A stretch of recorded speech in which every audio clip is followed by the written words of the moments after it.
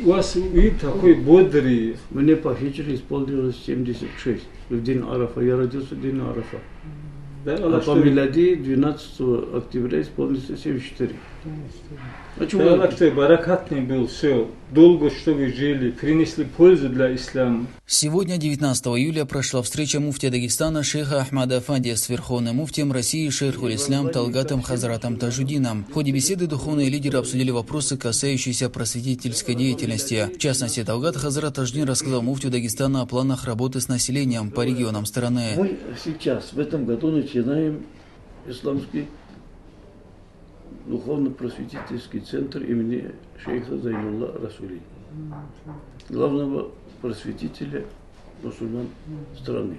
Шейх Ахмад Афандия в свою очередь выразил мнение по поводу реализации озвученных планов. Стоит отметить, что встреча прошла в теплой дружеской обстановке, а по ее окончанию стороны обменялись памятными подарками.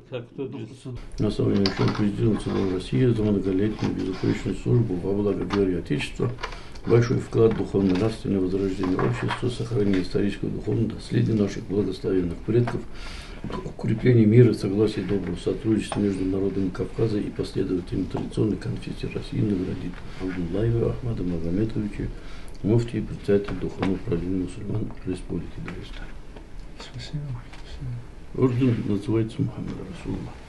Здесь комментарий излишний абсолютно.